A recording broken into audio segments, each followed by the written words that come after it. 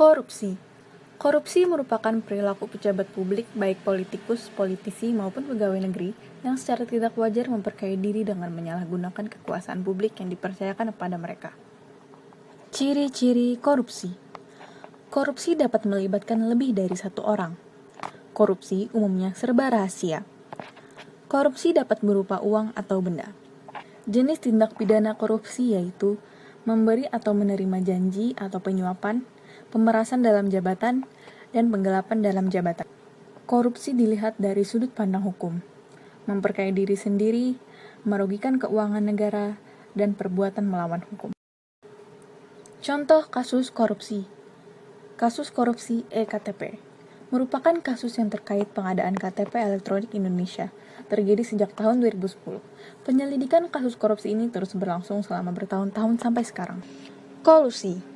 Kolusi merupakan sikap dan perbuatan tidak jujur dengan membuat kesepakatan tersembunyi dengan memberikan uang atau fasilitas tertentu sebagai pelicin agar segala urusannya menjadi lancar. Ciri-ciri kolusi, yaitu pemberian uang pelicin dari perusahaan tertentu kepada oknum pejabat pemerintahan agar perusahaan dapat memenangkan tender barang atau jasa tertentu. Contoh kasus kolusi, yaitu kebakaran hutan yang terjadi di Sumatera dan Kalimantan. Kebakaran hutan tersebut terjadi karena adanya persekongkolan antara pihak perusahaan yang akan membuka lahan dan pemerintah daerah. Karena kebakaran hutan tersebut, daerah Sumatera dan Kalimantan mengalami kabut asap yang membuat warganya menjadi sulit bernafas. Ciri-ciri nepotisme, yaitu pelaksanaan suatu jabatan atau posisi biasanya dilakukan secara otoriter. Kemudian, penempatan atau pemberian posisi tertentu tidak berdasarkan kemampuan atau keahlian, tetapi karena adanya hubungan keluarga atau kedekatan. Kemudian, tidak jujur dalam menjalankan amanat yang diberikan. Contoh kasus nepotisme. Seorang pejabat merekrut saudaranya untuk menjadi pegawai. Kemudian, mereka diutamakan dan didahulukan dalam proses pengajuan pengangkatan menjadi pegawai di perusahaan tersebut. Keterkaitan korupsi dengan nilai-nilai Pancasila. Yang pertama ialah korupsi melanggar sila pertama, karena jika kita melakukan tindakan korupsi, berarti sama saja kita telah membohongi Tuhan. Dan yang kedua ialah melanggar sila kedua, karena dengan melakukan korupsi, berarti kita sama saja telah melakukan tindakan yang memperlakukan kekuasaan dan kedudukan sebagai tempat untuk mendapatkan hal yang diinginkan demi kebahagiaan diri sendiri dengan merugikan orang lain. Dan yang ketiga ialah melanggar sila ketiga, karena dapat menghilangkan kepercayaan masyarakat, sehingga hal tersebut akan membuat rakyat merasa menjadi terintimidasi dan tidak peduli lagi terhadap tindakan yang telah dilakukan oleh pemerintah. Lama-kelamaan hal itu.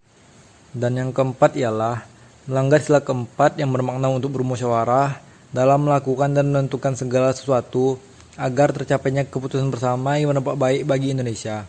Tetapi dengan korupsi itu sama saja telah melakukan tindakan dengan keputusan sendiri, dan hal itu tidak baik. Karena dalam melakukan dan menentukan segala sesuatu haruslah berdasarkan keputusan bersama, karena Indonesia sangat menjunjung tinggi nilai musyawarah. Jika melakukan tindakan korupsi, berarti sama saja kita telah meremehkan kekuatan musyawarah, dan hal itu akan membuat negara menjadi terpecah belah. Dan yang terakhir, melanggar sila kelima, yang bermakna adil terhadap sama dan menghormati setiap hak-hak yang dimiliki oleh masyarakat Indonesia. Dengan tindakan korupsi, berarti menunjukkan ketidakadilan antar pemerintah. Keterkaitan kolusi dengan nilai-nilai Pancasila. Yang pertama, tindakan kolusi telah melanggar sila ketiga, karena dapat memecah belah hubungan manusia satu sama lainnya dan membuat adanya permusuhan antar kelompok atau kubu. Dan yang kedua, melanggar sila keempat, karena tindakan persekongkolan adalah perilaku yang tidak mengindahkan nilai kerakyatan dan mementingkan diri sendiri di atas kepentingan kelompok.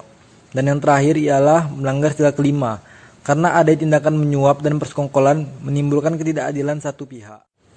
Keterkaitan nepotisme dengan nilai-nilai Pancasila, yaitu melanggar sila pertama karena tidak bersikap jujur dan menyepelekan akhirat. Dan juga telah melanggar sila kedua dan sila kelima yang bermakna keadilan merupakan suatu hak dari seluruh rakyat Indonesia. Nepotisme merupakan penyimpangan dari sistem keadilan yang dibangun berdasarkan Pancasila sebagai pedoman dalam ketatanegaraan. Hal itu menjadi bagian penting dalam refleksi Pancasila yang sudah menjadi bagian dalam diri seluruh masyarakat Indonesia. Dampak dari korupsi, kolusi, dan nepotisme. A. Anggaran negara yang membengkak. B. Pertumbuhan ekonomi terganggu. C. Kondisi ekonomi yang tidak stabil. D. Norma-norma dalam masyarakat semakin hilang. E. Kebutuhan masyarakat semakin terabaikan. F. Kewibawaan pemerintah semakin berkurang.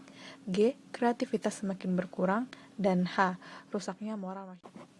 Kesimpulan, penyebab dari korupsi, kolusi, dan nepotisme yaitu lemahnya ketertiban hukum, kemudian lingkungan tertutup yang mementingkan diri sendiri, lalu kampanye-kampanye politik yang mahal, kemudian proyek yang melibatkan uang rakyat yang cukup besar, dan rakyat mudah dibohongi oleh pejabat, serta kemiskinan.